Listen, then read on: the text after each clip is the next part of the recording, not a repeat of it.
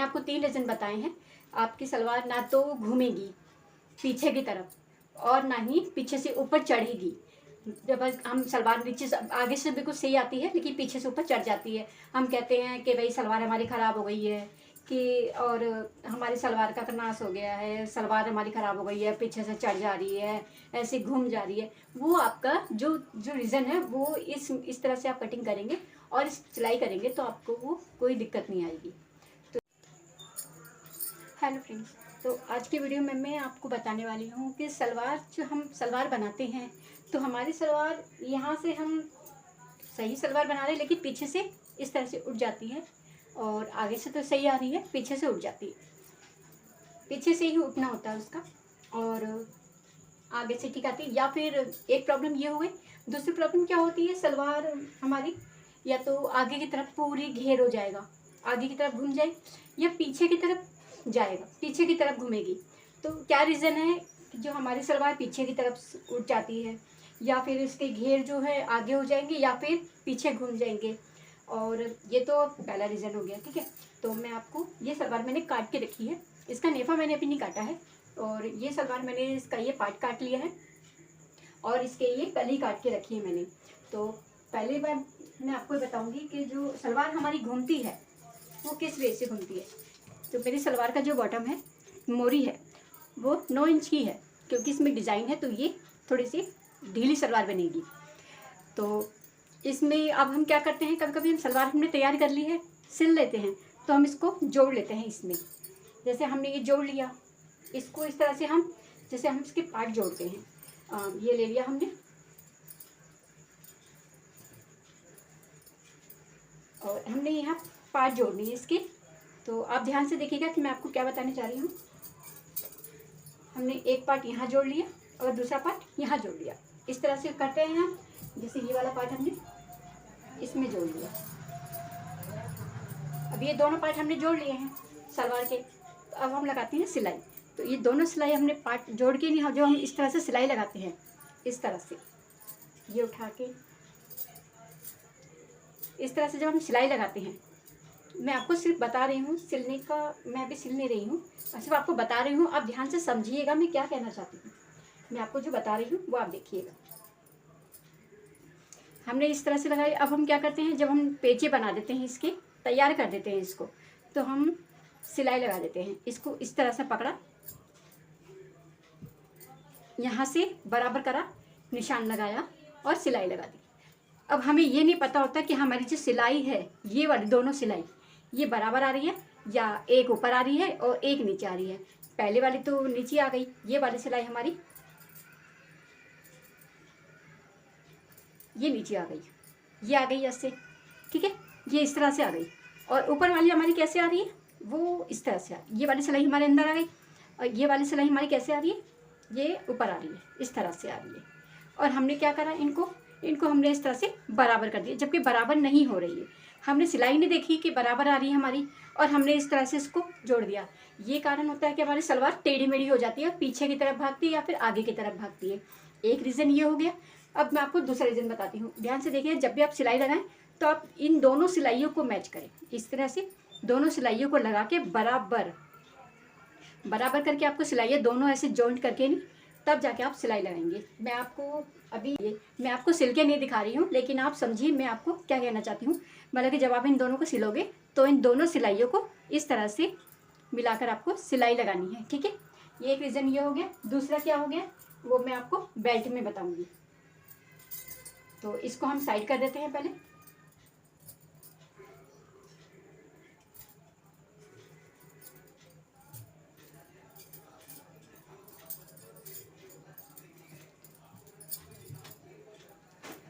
दूसरा रीज़न हमारा, पहले हम बेल्ट कटिंग करेंगे।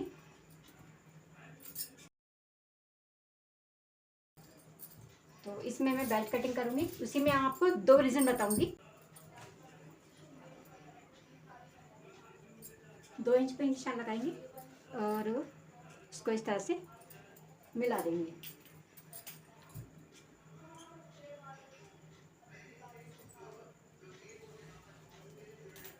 ये हो गया हमारा नेफा।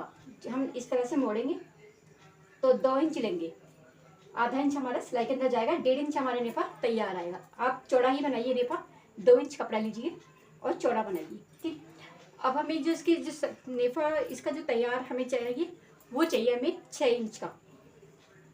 6 इंच पे हमने एक निशान लगाया और 6 इंच पे ही यहाँ निशान लगाया, बल्कि आधा इंच सिलाई में जाएगा। मैं यहाँ पर 1.5 इंच एक्स्ट्रा ले रही हूँ। अभी आप ध्यान से देखिए, मैं 1.5 इंच एक्स्ट्रा ले रही हूँ इसमें, 1.5 इंच एक्स्ट्रा, 1.5 इंच। 6 इंच मेरा तैयार होगा और मैं 1.5 इंच एक्स्ट्रा लिया है, तो यहाँ से भी 1.5 इंच लिया है, यहाँ से भी 1.5 इंच लिया है। मैं बाद में बताऊंगी आपको कि मुझे इसमें करना क्या है, क्योंकि ये कपड़ा बेल्ट में थोड़ा सा कम है, इसमें कपड़ा भी जॉइंट करना है। पहले हम इसी काट के अलग करते हैं।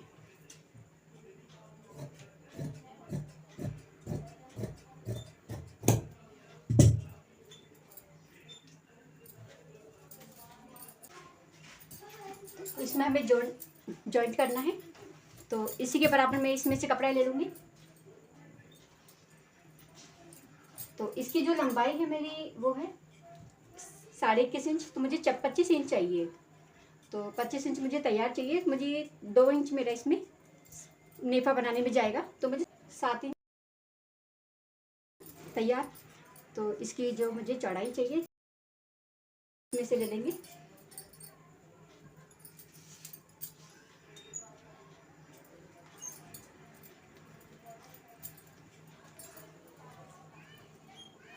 तो इसमें से मैं कपड़ा ले लूँगी 6 इंच का चौड़ाई।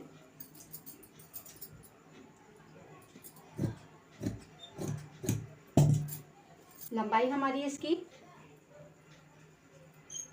9.5 इंच थी, 9.5 हम ले लेंगे।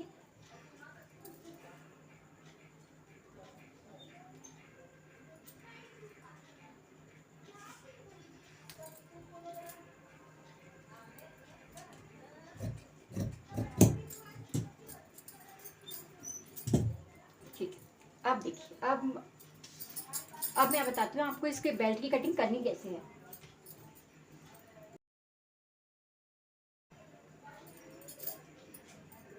इस तरह से इसमें मुझे कितना चाहिए कपड़ा नाप लेंगे, सिलाई में इसमें भी जाएगा।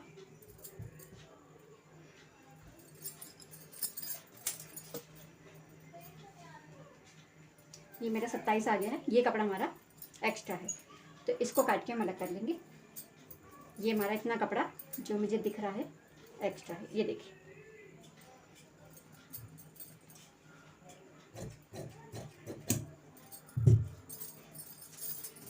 अब पीछे से जो हमारी सलवार उठती है उसके लिए हर किसी की नहीं उठती है, कभी कभी ऐसा होता है कि सबकी सही बैठ जाती है और कभी किसी किसी की उठ जाती है। तो ये हमने नेफा इसी तरह से लेना है जैसे आप लेते हो हमेशा। तो ये तो इस जो निशान हमारी ये पट्टी है इसको पहले सीधी कर लेंगे। 2 इंच हमने नेफा लिया था, इसको सीधा करेंगे।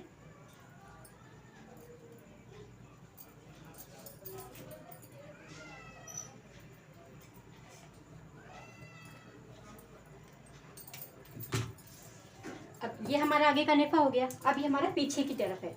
तो पीछे की तरफ हम क्या करना, हमें 6 इंच तैयार बेल्ट चाहिए, तो हम क्या करेंगे, यहाँ पर 7 इंच लेंगे। ये हमारा 7.5 इंच है, 7.5 इंच हमारा तैयार है। यहाँ पर हमारा कितना आएगा, 7.5। यहाँ पर हमारा 6.5 आएगा।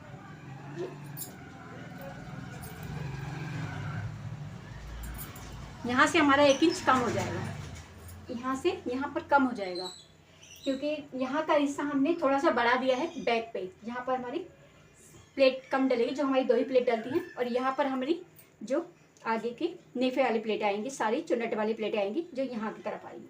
तो इस कोने को हमें इस कोने से मिलाना है इस तरह से।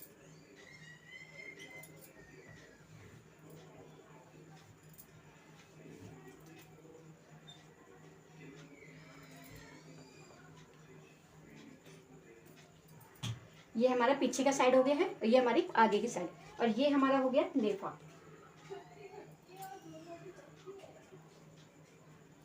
इससे आपकी जो सलवार ऊपर से चढ़ती है, पीछे से जो चढ़ जाती है वो नहीं चढ़ेगी। तो तो इसकी कटिंग हम कर लेते हैं।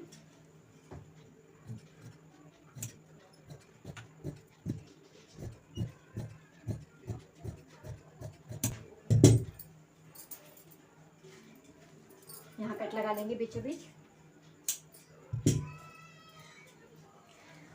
अब जो हमारी सलवार है वो तीसरा रीज़न यह है हमारी सलवार घूमती क्यों है, इस तरह से फैल जाती है। तो ये हमारा, जब आप इसको बेल्ट को तैयार करोगे ना, जब आप इसको सिल लोगे, आप उसका नेफा बना लोगे, तो तैयार कर लोगे आप इसको पूरी, तो आपको करना क्या है, जब हमारी तरह ये हमारी जो सलवार आएगी पूरी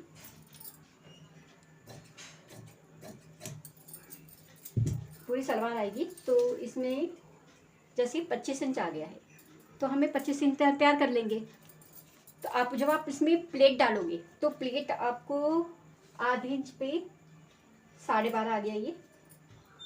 जब आप इसको फोल्ड करोगे इस तरह से 12.5 आ गया। ये आपका बीच का सेंटर आ गया, जो हमारी यहाँ पे किनारी होती हैं यहाँ पर आ गया, ये आ गया बीच का सेंटर।